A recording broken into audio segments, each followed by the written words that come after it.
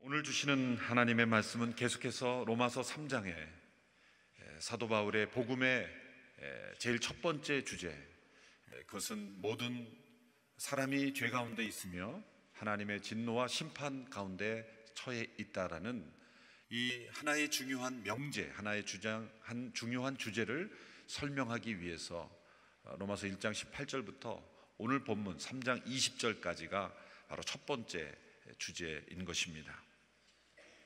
건강했던 분이 갑자기 병에 걸리면 이 병으로 인한 고통도 문제이지만 사실 더 큰 문제는 병에 걸리게 되었다는 사실 자체가 받아들여지지 않는 경우가 더 큰 문제가 되는 수가 있습니다. 건강한 내가 왜 갑자기 이게 병에 걸렸는가? 그것 때문에 더 큰 낙심이 돼서 그것이 더 큰 병을 부르는 경우가 있지요. 그런 경우에는 우리는 건강한 육체가 아니라 원래 병들 수밖에 없는 육체, 또 병들어 약하게 되는 육체라는 것을 인정하는 것이 필요한 것입니다. 자신의 병을 인정하지 않으면 더 큰 마음의 병에 걸리기 때문인 것입니다. 현대인들은 자신의 병을 인정하지 않는 병에 걸려있는 환자들과 같다고 볼 수가 있습니다. 왜 사람들이 구원이라는 단어에 솔깃하지 않을까요? 왜 구원이라는 단어에 민감하지 않을까요? 그것은 자신이 구원받아야 하는 존재라는 것을 알지 못하기 때문입니다. 구원이 필요 없습니다. 내가 구원받아야 될 얼마나 깊은 죄 가운데 있는 병에 걸린 존재라는 것을 인정하지 않기 때문에 구원이라는 단어에 그것이 기쁨의 소식이 되지 못하는 것입니다. 벌거숭이 임금님이라는 우화가 있죠. 참 의미 깊은, 내용은 간단하지만 깊은 심오한 우리에게 교훈을 주는 우화지요. 벌거숭이 임금님만 옷을 벗고 자신이 옷을 입었다고 생각했습니까? 그렇지 않습니다. 그 주변에 있는 사람들도 벌거벗었다는 것을 알았지만 바보 취급받기 싫어서 모두 옷이 멋있다고 그렇게 말하지 않았습니까? 아무것도 입지 않았는데 스스로 입고 있다고 그렇게 착각하는 모습, 바로 현대인들의 모습입니다. 사도 바울은 그리스도의 의의 옷이 필요한, 우리가 그런 벌거벗은 존재라는 것을 깨닫게 하기 위해서 1장 18절부터 3장 20절까지 긴 그런 설명을 우리에게 주고 있는 것입니다. 이런 긴 설명이 필요할 만큼 인간이 자신의 죄인됨을 인정하기 싫어한다는 것입니다. 자꾸 항소하는 것입니다. 내가 왜 진노의 대상이 되어야 하는가? 내가 왜 심판의 대상이 되어야 하는가? 그러한 것을 인정하지 않는 사람들, 그 사람들의 문제를 지적하기 위해서 3장까지의 긴 기간이 필요했던 것입니다. 그러므로 우리가 내가 죄인이라는 것을 깨닫고 인정하고 아는 것은 하나님의 은혜입니다. 그 죄인됨을 깊이 인정하고 하나님 앞에 나가는 것이 얼마나 큰 축복인지, 그로 인해서 우리는 하나님의 은혜를 고백하게 되고 또 구원의 은총을 체험하게 되는 것입니다. 사도 바울 이후로 이 죄와 구원의 관계를 가장 정확하게 표현한 신학자는 초대교회의 신학자였던 어거스틴입니다. 현대 신학자들도 이 어거스틴의 이 신학의 굴레를 벗어나고 있지 못하는 것 같습니다. 이 어거스틴은 죄와 관련해서 인간의 단계를 4단계로 정리를 했습니다. 첫 번째 단계는 죄를 짓기 이전의 상태를, 그는 이런 표현을 썼습니다. 죄를 지을 수 있는 상태다. 죄를 지을 수 있는 가능성이 있는 상태다. 물론 안 지을 수도 있죠. 죄를 지을 수도 있고 짓지 않을 수도 있는 상태. 간단하게 표현해서 죄를 지을 수 있는 상태다. 타락 이전의 상태를 그렇게 표현했습니다. 타락한 이후에 인간의 죄의 상태, 인간의 상태를 어떻게 설명했냐면 죄를 지을 수밖에 없는 상태, 죄를 안 지을래야 안 지을 수 없는 상태, 죄 가운데 빠져 있는 그런 상태를 죄를 지을 수밖에 없는 상태다, 이렇게 표현했습니다. 세 번째 단계는 이제 예수님을 만나고 구원받은 이후의 상태를 가리켜서 죄를 안 지을 수 있는 상태. 이 새벽에 전부 그 말이 그만 같은데 정신을 바짝 차리고 들어야 합니다. 죄를 안 지을 수 있는 상태. 이제는 구원받은 이후에는 내가 결단하고 성령의 능력 가운데 있으면 죄를 안 지을 수 있습니다. 그러나 성령님의 능력 가운데 있지 않으면 죄를 또 짓게 될 수 있는 거예요. 죄를 안 지을 수 있는 상태. 그리고 마지막으로 영화롭게 된 상태, 우리가 천국에서 온전하게 그리스도를 만나게 될 때는 어떻게 됩니까? 죄를 지을 수 없는 상태, 죄가 완전히 없는 상태에 도달하게 되는 거예요. 죄를 지을 수가 없는 상태. 다시 한번 복습해 볼까요? 첫 번째 단계는 뭐라고요? 죄를 지을 수 있는 상태, 그러나 짓지 않을 수도 있는 상태죠. 죄를 지을 수 있는 가능성을, 그렇기 때문에 에덴 동산에 선악과가 필요했던 것입니다. 시험이 필요했던, 테스트가 필요했던 단계가 최초의 인간의 상태였던 것입니다. 죄를 지을 수 있는 상태에서. 두 번째 타락한 상태에서는 죄를 지을 수밖에 없는 상태, 생각하고 행하는 모든 것들이 죄 가운데 있기 때문에, 그래서 에베소서 2장 1절에서는 이러한 상태를 다른 말로 표현해서 허물과 죄로 죽은 상태다, 허물과 죄로 죽은 상태다, 그렇게 표현했죠. 세 번째 단계는 죄를 안 지을 수 있는 상태. 성령의 능력 가운데 있을 때는 죄를 짓지 않을 수가 있는 것입니다. 끊을 수가 있는 것입니다. 십자가의 보혈의 능력으로 우리가 죄를 끊고 자유케 될 수 있는 상태, 그 상태입니다. 네 번째 단계는 죄를 지을 수 없는 상태, 죄가 없는 완전히 영화롭게 된 상태에 도달하게 된 것이죠. 자, 우리는 어느 상태에 어디 있을까요? 1단계에 있는 분 손 들어보세요. 아무도 없습니다. 1단계는. 예. 2단계에 있는 분 손 들어보세요. 예. 졸다가 갑자기 손 들면 안 됩니다. 2단계에 있는 경우에는 아직도 십자가와 그 복음의 능력을 체험하지 못했다고 말할 수 있어요. 왜? 아직 십자가의 능력으로 복음을 의지함으로 죄로부터 자유케 되는 경험을 못한 경우에는 아직도 죄 가운데 있고 허물과 죄로 죽은 상태이기 때문이죠. 죄를 지을 수밖에 없는 상태. 그러나 현재 십자가의 능력을 체험한 사람은 3단계입니다. 3단계. 죄를 안 지을 수 있는 그런 상태예요. 그러나 성령님의 은혜를 의지하지 않으면 언제든지 또 죄를 지을 수 있는 그런 상태. 대개 다 2단계와 3단계에 있습니다. 숫자가 좋다고 4번을 손들면 안 됩니다. 지금은 우리는 그러한 단계에 도달하지 못했습니다. 죄가 없는 상태, 죄를 안 지을 수 없는 상태는 아닙니다. 대개 우리는 이 2단계와 3단계, 모든 사람들은 두 사이에 있는 것이죠. 거의 모든 크리스천들은 3단계에 있다, 이렇게 보시면 되겠습니다. 자, 사도 바울이 로마서 1장 18절부터 정리하면 1장 1절부터 1장 17절까지는 서론입니다. 서론.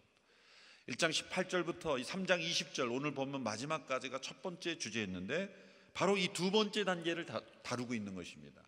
죄를 지을 수밖에 없는 상태, 인간은 지을 수밖에 없는 상태다. 허물과 죄로 죽어 있는 상태, 그 상태는 생각하고 행동하는 모든 것들이 죄 가운데 있다는 것입니다. 죄로부터 벗어나지 못한 상태입니다. 심지어 선행해도 죄가 있습니다. 착한 일을 하면서도 대부분 알아주지 않으면 섭섭합니다.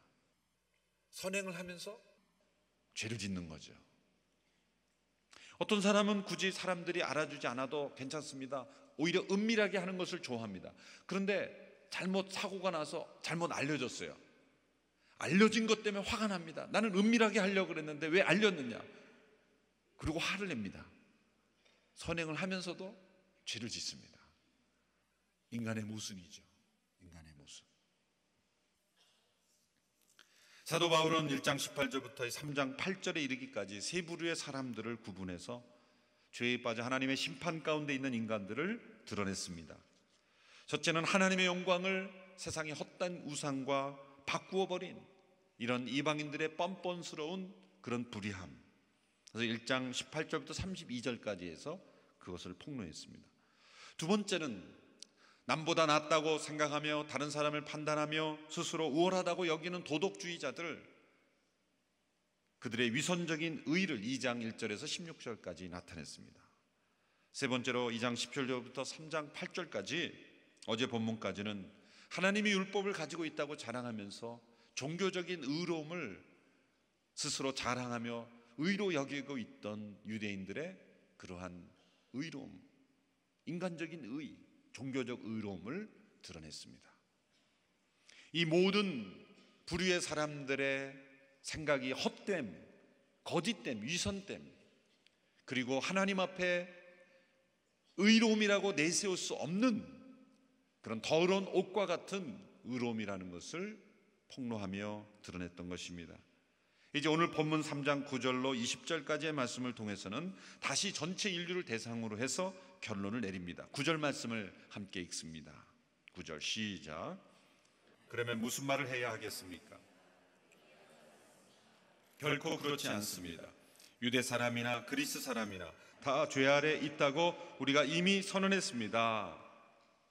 유대 사람이나 그리스 사람이나 훌륭한 사람이나 훌륭하지 못한 사람이나 감옥에 있는 사람이나 감옥 밖에 있는 사람이나 지식이 많은 사람이나 지식이 부족한 사람이나 재물이 많은 사람이나 그렇지 않은 사람이나 외모가 훌륭한 사람이나 그렇지 않은 사람이나 인종과 문화와 지식과 경제와 문화 모든 것에 상관없이 모든 사람은 다 죄 아래 있다. 아래 있다는 것은 지배받고 있다는 것입니다. 죄를 지을 수밖에 없는 상태를 쉽게 표현해서 죄 아래 있다. 죄 아래 있다. 죄의 지배 아래 있는 것입니다. 여러분, 이 현실을 인정해야만 십자가의 그 축복이 깨달아지는 것입니다.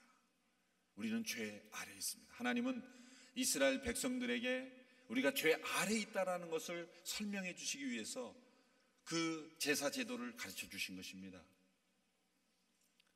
구약 레위기에 나오는 5가지 제사를 보면은 그 제물을 바치는 끔찍한 그러한 그 제사 의식이 있는데, 많은 경우에 성도들이 레위기의 율법을 쉽게 생각합니다.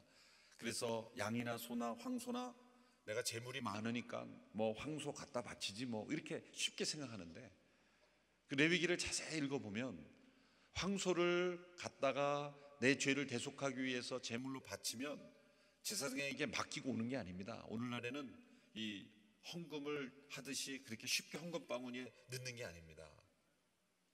자세히 읽어보면은 1장부터 5장까지를 보면 그 제물을 죽이는 당사자는 누구냐면은 예물을 드리는 자예요. 제사장이 아닙니다. 제사장은 피를 받고 피와 관련된 일, 불태우는 일, 그 준비하는 일, 사후 조치하는 일, 그런 일을 중심으로 하지, 그 제물을 죽이고 가죽을 벗기고 그리고 그 뼈와 뼈 사이에 있는 모든 기름을 걷어내고 쉽게 말하면 도살하고 그 모든 것들을 해부하는 일은 누가 하느냐? 예물을 드리는 사람이 하는. 물론 레위인들이 좀 도와줍니다. 그렇지만 주 책임은 내가 해야 되는 거예요. 황소를 죽여본 분 계십니까? 양을 죽여본 분 계십니까? 비둘기의 목을 비틀어서 끊어본 분 계십니까? 비둘기를 예물로 드리면 비둘기의 목을 끊어야 돼요. 쉽게 끊어질 것 같죠? 잘 안 끊어집니다. 그 제물을 죽이면서 느끼는 그 감정이 어떨까요? 하나님이 죄를 얼마나 미워하시는가, 하나님이 죄를 얼마나 싫어하시는가. 그 피가 절절 흐르면서 죽임을 당하는 그 제물들을 보면서 뭐를 깨닫게 하시는 거예요? 너희가 바로 이런 죄 가운데 있다. 이런 진노를 받아야 되는 존재들이다. 반복되는 그 제사를 통해서 무엇을 갈망하는 것입니까? 이제 우리의 죄를 단 한 번의 제사로 영원히 속죄하시는 예수 그리스도가 우리에게 주어졌다는 것에 대해 감사하게 되는 것이죠. 그러면 우리가 죄인이라는 것을 처절하게 깨닫는 만큼 구원의 은총과 그 하나님의 은혜의 깊이는 더 깊어지는 것입니다. 근데 어제 본문에 보면 그러면 우리가 은혜를 더 깊이 깨닫기 위해서는 죄를 더 많이 져야 되겠느냐? 이렇게 얄팍한 논리로 대드는 사람이 틀림없이 있습니다. 예수님이 십자가에 못 박혀 죽고 누군가로부터 배신을 당했으면 그럼 가룟 유다도 기여한 사람 아닙니까? 이런 식으로 대드는 어리석은 죄인들이 있습니다. 어제 본문에 그런 이야기를 썼죠. 그것은 인간의 죄를 하나님이 필요로 하신다는 것이 아니라 인간의 어떤 죄악에도 불구하고 하나님은 구원의 역사를 이루신다는 것, 그것을 우리에게 보여주시는 것뿐입니다. 유대 사람이나 그리스 사람이나 다 죄 아래에 있다고 선언했습니다. 이제 사도 바울은 마지막 결론적으로 모든 사람이 죄 가운데 있다라는 것을 설명해 주기 위해서 마치 한 사람을 샘플로 놓고 그 사람을 해부하듯이 신체의 각 부분을 들어서 얼마나 인간이 죄 가운데 있는지를 설명하는 구도로 설명하고 있습니다. 죄 가운데 있는 한 인간을 설명하기 위해서 7개의 구약의 말씀들을 서로 인용합니다. 그래서 10절부터 기록되기를 이렇게 시작되지 않습니까? 기록되기를, 이건 구약의 기록이 이렇게 있다는 거예요. 그래서 10절부터 18절까지 마지막에 보면 라고 한 것과 같습니다 이렇게 되어 있으므로 10절과 18절까지의 그 나오는 말씀들이 구약의 7구절들을 비슷비슷한 거를 합치면 10구절가량 됩니다. 미니멈 7구절 정도를 여기저기서 성경 구절을 가져와서 하나의 주제로 모은 거예요. 그러니까 이 조직신학적으로 시스테매틱 세올로지를 한 거예요. 근데 그 말씀 구절들이 구약에 나오는 시편, 전도서, 이사야 여러 곳에서 나오는 인체의 각 부분, 신체의 각 부분을 비유로 한 설명들을 다 종합해서 여기 모아서 구수처럼 엮어놓은 겁니다. 대단한 구약의 실력이 있었다는 거죠. 사도 바울이 구약에 얼마나 정통했으면 문맥의 흐름을 손상시키지 않으면서 여기저기 있는 구절들을 끄집어내서 요약을 한 아주 정리를 잘한 것입니다. 10절부터 보십시오. 이렇게 되어 있습니다. 의인은 없으니 하나도 없고 깨닫는 자도 없고 하나님을 찾는 자도 없다. 모두 곁길로 행해 다 쓸모없게 됐다. 선을 행하는 자가 없으니 하나도 없다. 시편을 많이 묵상한 분은 이 구절이 어디에 나오는지 연상될 것입니다. 어디에 나옵니까? 시편 14편에 나옵니다. 시편 14편을 집에 가서 읽어보시면 또 시편 53편에도 나옵니다. 아주 동일합니다. 이것은 거의 그대로 인용했다고 봐도 됩니다. 의인은 없나니 하나도 없고 깨닫는 자도 없고 하나님을 찾는 자도 없다. 시편 14편의 인용이죠. 또 13절에 보면 저희 목구멍은 열린 무덤이고 혀로는 거짓말만 있사오며, 여기까지는 시편 5편 9절의 인용입니다.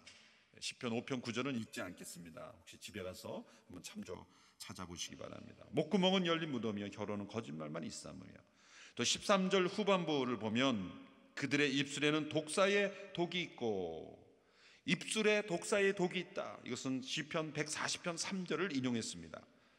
시편 140편 3절을 제가 읽어보면 뱀같이 그 혀를 날카롭게 하니 그 입술 안에는 독사의 독이 있나이다. 정확하게 그 구절을 인용한 것입니다. 또 14절에 보십시오. 그들의 입에는 저주와 독설이 가득하다. 이것은 시편 7절을 인용한 것입니다. 그의 입에는 저주와 거짓과 포악이 충만하며 그의 혀 밑에는 잔해와 죄악이 있나이다. 시편 10편 7절을 인용한 것입니다. 또 15절의 말씀을 보십시오. 그들의 발은 피 흘리는데 민첩하며 그들의 길에는 파멸과 참담함이 있어 17절 그들은 평강의 길을 알지 못했다. 이것은 이사야 59장 7절 8절을 인용한 것입니다. 거의 그대로 이사야의 말씀을 인용했죠. 마지막 18절의 말씀을 보면 그들의 눈에는 하나님을 두려워함이 없다. 이것은 시편 36편 1절의 말씀을 인용한 것입니다. 악인의 죄가 그의 마음속에 이르기를 그의 눈에는 하나님을 두려워하는 빛이 없다 하니. 자, 구약의 시편의 여러 구절, 이사야의 구절들을 인용해서 설명하는데 이 모든 주제는 한 사람에게 있는 그 신체의 각 부분입니다. 왜 신체의 각 부분을 인용해서 인간의 죄인됨을 설명했을까요? 우리가 죄인인 줄 알면 무엇을 보면 아느냐? 그 사람이 쓴 책을 볼 필요도 없습니다. 그 사람이 평소에 행하는 말, 눈빛, 그의 목에서 나오는 소리, 입술의 움직임, 이 모든 것들이 다 죄인됨을 얼굴만 봐도 죄인이라는 게 다 드러납니다. 목소리만 듣고 행하는 말 듣고 표정과 눈빛, 이 모든 것만 봐도 인간의 죄인됨이 다 드러난다는 거예요. 다 드러난다는 것입니다. 인간의 타락은 총체적인 타락이요 전적인 부패인 것입니다. 하나님께 영광을 돌려드리고 다른 사람을 섬기도록 창조된 인간의 신체 각 부분을 오히려 죄를 짓고 하나님을 배반하는 데 사용되고 있다는 것입니다. 자, 목구멍은 어떻게 돼 있다 그랬습니까? 다시 보면 목구멍은 어떻게 돼 있다고요? 열려있는 무덤이다. 무덤이 열려 있습니다. 그럼 어떻게 될까요? 아름다운 향기가 납니까?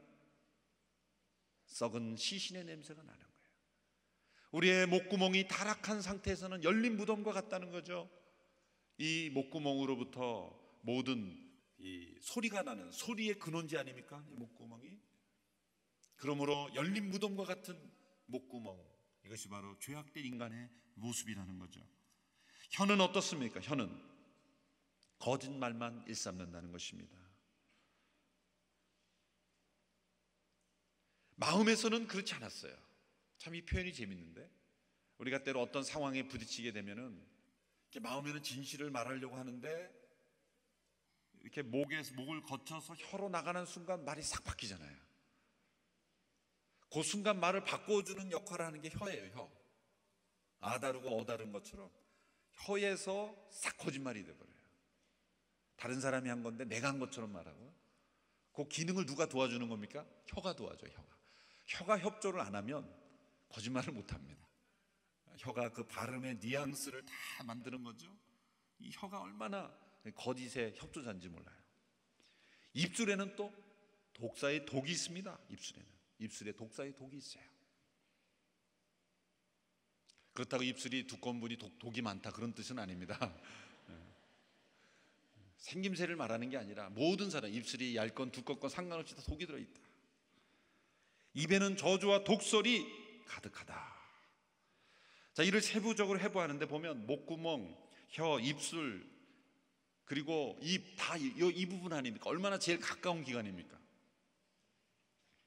그런데 가장 가까이 붙어있는 기관도 각기 기능이 또 달라요. 죄를 짓는데 기능이 다릅니다. 혀는 거짓말을 만들어내고, 그리고 입술에는 독이 가득하고, 또 입에는 저주와 독설이 가득하다. 누구의 몸이 그렇다고요? 옆에 계신 분이 그렇다고요? 앞에 있는 분, 뒤에 있는 분이 그렇다고요? 누구의 입술과 입이 그렇다고요? 자, 가려봅시다. 여기입니다. 내 입과 내 목구멍과 내 혀가 그렇다는 것입니다. 그런데 네 개의 기관으로 나눠 설명을 의도를 생각해 보니까 가장 많은 죄가 이 부분을 통해서 발생하는 거죠. 만일 이 목구멍과 혀와 입술과 입이 하나가 돼서 연합하면 엄청난 파워가 발생합니다. 목구멍은 열린 무덤과 같은 역할을 하고, 혀는 거짓말을 하고, 입술에는 독이 나오고, 또 입에는 거짓과 폭설이, 이것이 하나가 되면요 엄청난 파워. 그 앞에서는 당할 자가 없어요. 연합을 너무나 잘했기 때문에. 이 네 개의 기관이 함께 연합해서 작당을 하면 완전한 이 완벽한 악을 행하죠. 그런데 이 네 개의 기관도요 서로 협조가 잘 되는 것 같지만 안 될 때가 있어요. 그래서 목구멍과 입술과 목구멍과 혀와 입까지는 다 협조 회의가 다 됐는데 가끔 입술이 반역을 할 때가 있어요. 거짓말을 하려고 혀가 딱 말하는데 입술이 바로 떨려요. 그 사람이 말하는 입술을 딱 보면 이게 거짓말이구나. 이게 입술이 막 떨리는 거예요. 그건 뭐예요? 입술과 협조 회의가 잘 안 된 거예요. 입술이 반란을 일으킨 거예요.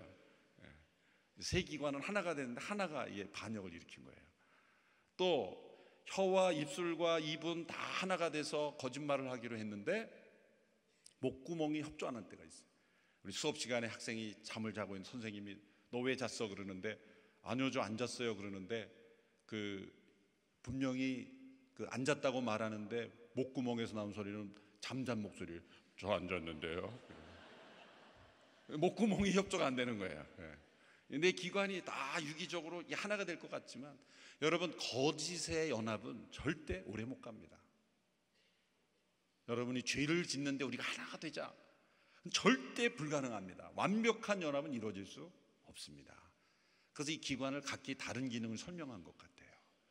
이 척 홀슨이라는 분, 닉슨 대통령 때 미국의 그 워터게이트 사건을 모의한 미국 백악관에 미국에서 가장 똑똑하다고 하는 엘리트들이 10명이 모여서 모의를 했죠. 우리가 죽는 날까지 이 거짓을 지키자. 그렇게 맹세를 했는데 이제 FBI에서 CIA에서 수사가 들어오자, 수사가 시작되자 2주 만에 다 불었어요. 왜냐하면 거짓을 위해서는 목숨을 걸 사람이 없기 때문에요. 거짓을 위해서는 생명을 바칠 사람은 없습니다. 진실을 위해서는 생명을 바칠 사람이 있어도 거짓말을 지키기 위해서 자신의 생명을 내걸 사람은 아무도 없는 거예요. 사실 뭐 생명뿐입니까? 조금 뭐 감옥에 가는 것 뿐이었는데도 2주 만에 누군가로부터 다 이게 나오는 거예요. 요즘 뭐 사회에 돌아가는 걸 보면 다 나오잖아요. 다 나오는 거예요. 열린 무덤이요, 거짓이요, 다 입술이 부르르 떨리는 거예요. 죄와 악이 함께 연합을 이루어서 완벽하게 하나 되면 존재하지 않습니다. 그러므로 악한 일에는 연합하지 않는 것이 가장 중요한 지혜인 것입니다. 거짓말 탐지기라는 도구는 바로 이 목구멍과 혀와 입술과 그 입이 서로 협조 안 되는 것을 이용하는 거예요. 그것을 통해서 이 거짓말이구나, 이것을 간파하는 것이죠. 이 말을 통해서 우리의 죄가 가장 잘 나타납니다.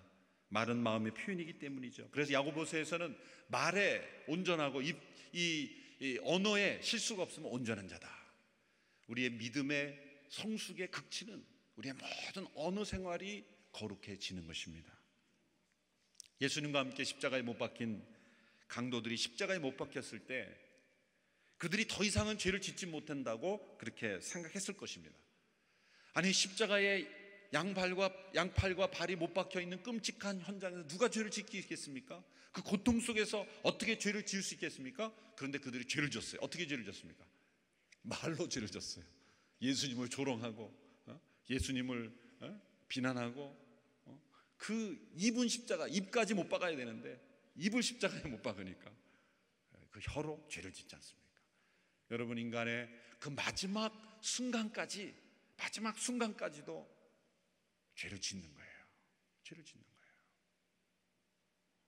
제가 예전에 특별 새벽 기도 때 한번 해드렸던 이야기인데 들으셨더라도 한 번 더 들으시기 바랍니다. 인간이 얼마나 마지막까지 하냐면, 어느 삼겹살을 운영하는 식당 주인이 돌아가시기 직전에 유언으로 남긴 말이 있습니다. 이게 뭔지 아십니까? 얇게 썰어. 자녀들에게 얇게 썰어요. 우리 그리스도인들은 유언으로 남길 때 굵게 썰어, 그러고 죽으시기 바랍니다.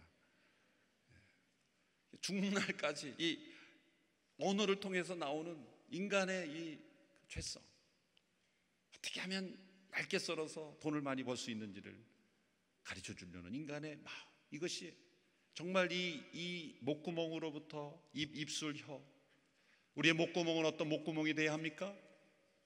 하나님을 찬양하는 소리가 울려 나오는 목구멍이 되어야 할 줄로 믿습니다. 우리의 혀는 하나님을 노래하는 혀가 되어야 합니다. 우리 입술도 하나님을 예배하는 입술이 되어야 합니다. 존 헨리 주엣이라는 그 신학자가 죄로 인해서 인간의 신체가 얼마나 철저하게 파괴되었는지를 이렇게 설명합니다. 죄는 시각을 손상시켜서 맹목적으로 일하게 하는 것입니다. 방향을 잃어버리게 맹목적으로 일하게 만듭니다. 청각을 마비시켜서 하나님의 음성을 듣지 못하게 합니다. 미각을 왜곡시켜서 단 것을 쓴 것으로 혼돈시킵니다. 우리의 촉각을 마비시켜서 과거의 느낌만을 가지게 합니다. 죄는 영적인 모든 감각을 다 막아버리고 질식시켜버리는 거예요. 죄는 무감각하게 만들어내는 것입니다. 고통을 고통으로 느끼지 못하게 만드는 것입니다. 이제 하나님의 은혜로 구원받은 저희들은 신체의 각 부분이 하나님을 예배하는 도구로 섬기는 도구로, 하나님께 영광 올려드리는 도구로 쓰임받을 수 있게 되기를 바랍니다. 발은 죄를 짓는데 빨리 달려간다 그랬습니다. 그들의 발은 피 흘리는데 민첩하며 그랬습니다. 우리의 발은 어떤 발이어야 합니까? 아름다운 구원의 소식을 증거하는 기쁨의 발이 되어야 합니다. 우리의 눈은 어떤 눈이 되어야 합니까? 하나님을 두려워하는 눈이 되어야 하는 것입니다. 우리 눈빛에 눈치를 보고 사람의 사람을 두려워하는 그런 눈빛이 아니라 하나님을 두려워하는 그 이글거리는 눈빛, 어떠한 것도 두려워하지 않고 오직 하나님의 시선만을 의식하는 눈빛, 그 눈빛이 되어야 할 줄로 믿습니다. 제가 이렇게 편만하게 우리 한 인간을 송두리째 망가뜨리게 된 이유가 어디에 있습니까? 10절 11절에 그 이유가 나오죠. 의인은 없으니 하나도 없고 깨닫는 자 없고 하나님을 찾는 자도 없다. 1장에서 또 다른 표현을 이렇게 썼습니다. 하나님을 알면서도 영화롭게 하지 않고 감사치도 아니한 것이다. 그게 문제라 그랬습니다. 하나님을 영화롭게 하고 감사치 않은 것부터 타락이 시작됐습니다. 오늘 이 말씀에는 하나님을 찾는 것이 없어질 때, 하나님을 찾지 않는 것이 죄악의 시작입니다. 어떤 사람은 이렇게 말합니다. 나는 하나님을 배반한 적도 없고 하나님을 대항한 적도 없습니다. 그는 물론이거니와 하나님을 적극적으로 찾지 않은 것이 죄악의 모습입니다. 하나님을 적극적으로 찾고 또 찾고, 아침에도 찾고 새벽에도 찾고 점심에도 찾고 집에서도 찾고 직장에서도 찾고 죽는 날까지 우리는 하나님을 간절히 찾는 자가 되지 않으면 우리는 죄 가운데 살 수밖에 없는 것입니다. 하나님을 찾는 저와 여러분 되기를 축원합니다. 이 죄에서 예외되는 사람이 아무도 없음을 강조하기 위해서 아무도 없다라는 단어가 4번씩이나 등장해요. 원문에 보면 이 우리말 성경에는 정확하게는 등장하지 않지만은 아무도 없다는 단어 4번이나 등장. 하나도 예외가 없다 2번씩이나 나와요. 누구나 예외 없이 하나님의 기준에 합당하지 못하다. 결론적으로 이스라엘 백성들에게 하나님이 주신 율법은 어떤 기능을 하는가? 19절에 보면 아주 재밌는 표현합니다. 모든 입을 다물게 한다, 그런 표현을 썼어요. 19절 20절을 우리 같이 읽겠습니다. 시작. 율법이 말하는 것은 율법 안에 있는 자들에게 말하는 것임을 우리는 압니다. 이는 모든 입을 다물게 하고 온 세상이 하나님의 심판 아래 있게 하려는 것입니다. 그러므로 율법의 행위로는 하나님 앞에서 의롭다는 인정을 받을 육체가 없습니다. 율법으로는 죄를 깨달을 뿐입니다. 율법을 통해서 이제 우리가 깨닫는 것은 모든 입을 다물게 된다는 거예요. 변명할 수 없게 되고 내가 죄인이 아니라고 항변할 수 없게 만들어버리는 것입니다. 그 율법 앞에 우리의 죄가 드러나기 때문입니다. 율법은 죄를 깨닫게 하는 것입니다. 율법을 지킴으로 의로워질 사람은 아무도 없다는 것, 그것은 율법이 문제가 있다는 것이 아닙니다. 율법을 지킬 수 있는 능력이 우리에게 없다는 것입니다. 지킬 능력이 우리에게 없어요. 죄를 짓지 않을래야 짓지 않을 수 없는, 지을 수밖에 없는 우리의 망가진 영혼, 죄로 인해 상한 우리의 심령 때문에 아무리 선하고 좋고 완전한 율법이 있어도 그 율법을 통해서 우리가 완전해질 수 없기 때문에, 의로워질 수 없기 때문에 인간의 전적인 부패, 인간의 이 불가능성, 이것이 바로 인간의 현실입니다. 이제 내일 이 인간의 불가능한 현실, 그리고 죄 가운데 빠져있는 그런 인간들에게 주신 하나님의 빛이 내일 등장합니다. 내일 이 하나님께서 주시는 의로 인해서 우리가 구원의 기쁨을 맛볼 수 있게 되기를 바랍니다.